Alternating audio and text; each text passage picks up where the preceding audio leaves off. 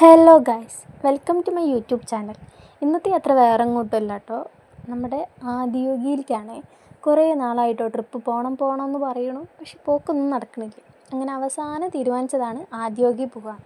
അതാകുമ്പോൾ ഫാമിലിക്കും ഇഷ്ടമാവുമല്ലോ ആ സ്ഥലവും കാര്യങ്ങളും. നമ്മൾ ഒരു ദിവസം അവിടെ സ്റ്റേ ചെയ്തിട്ടാണ് അങ്ങനെ ബുക്ക് ചെയ്തിട്ടുണ്ട് കേട്ടോ റൂം. ആദിയോഗി കോട്ടേജസ് .com എന്നുള്ള വെബ്സൈറ്റിൽ കയറി കഴിഞ്ഞാൽ അവരുടെ റൂംസൊക്കെ അവൈലബിലിറ്റി കാര്യങ്ങളൊക്കെ അറിയാം കേട്ടോ. അങ്ങനെ ഞങ്ങൾ രാവിലെ ഒറ്റപ്പാലത്തു നിന്ന് ട്രെയിൻ കയറിയിട്ട് കോയമ്പത്തൂർ പോയി ഇറങ്ങി. അവിടുന്ന് ബസ്സുണ്ട്, 40D എന്ന് പറഞ്ഞിട്ടുള്ള ബസ്സിലാട്ടോ കയറിപ്പോയത്. അങ്ങനെ അവിടെ എത്തി. അവിടെ നിന്നിട്ട് നമുക്ക് കാളവണ്ടി ഉണ്ട് കേട്ടോ, അതിന് 10 രൂപ ചാർജ് വന്നത്. അങ്ങനെ ഞങ്ങൾ ആദിയോഗിയുടെ സ്റ്റാച്യൂവിലെത്തി, അവിടെ ഫുൾ കറങ്ങി. അങ്ങനെ രാത്രിയായപ്പോൾ നൈറ്റ് ഷോ കാണാനും പോയി. ഞങ്ങൾക്ക് 6 മണിക്കായിരുന്നു കേട്ടോ ചെക്കിൻ ചെയ്യേണ്ടിയിരുന്നത്. അങ്ങനെ 6 മണിക്ക് ചെക്കിൻ ചെയ്തു. 5 പേര്, ഞങ്ങൾ 5 പേരാണ് ഉണ്ടായിരുന്നത്. 5 പേരുടെ റൂമാട്ടോ ബുക്ക് ചെയ്തിരുന്നത്. നല്ല അടിപൊളി റൂമും കാര്യങ്ങളൊക്കെ ആയിരുന്നു. അങ്ങനെ അവിടുന്ന് ഫുഡും ഉണ്ട് കേട്ടോ. അവിടുത്തെ ഫുഡിൻ്റെ പ്രത്യേകത എന്ന് പറയുന്നത് 2 നേരം കേട്ടോ ഫുഡുള്ളത്. രാവിലത്തെ ഫുഡിൻ്റെ പേര് ബ്രഞ്ച് എന്നാട്ടോ. ആ പേര് എനിക്ക് ഭയങ്കര ഇഷ്ടമായി, കാരണം ബ്രേക്ക്ഫാസ്റ്റും ലഞ്ചും കൂടി മിക്സ് ചെയ്തൊരു പേരാട്ടോ. ബ്രേക്ക്ഫാസ്റ്റും ലഞ്ചും ബ്രഞ്ച് എന്നുള്ളൊരു ഫുഡ്. എന്താ പറയുക, നമ്മളുടെ ഫുഡിനേക്കാൾ എത്രയോ വ്യത്യാസമാണ് കേട്ടോ അടുത്ത ഫുഡ്.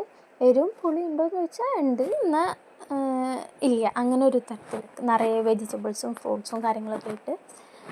അങ്ങനെ രാത്രി ഞങ്ങൾ അവിടെ നിന്നാട്ടോ ഫുഡ് കഴിച്ചത്. അങ്ങനെ അവിടുത്തെ വീഡിയോ ഒന്നും എടുക്കാൻ പറ്റിയില്ല കേട്ടോ.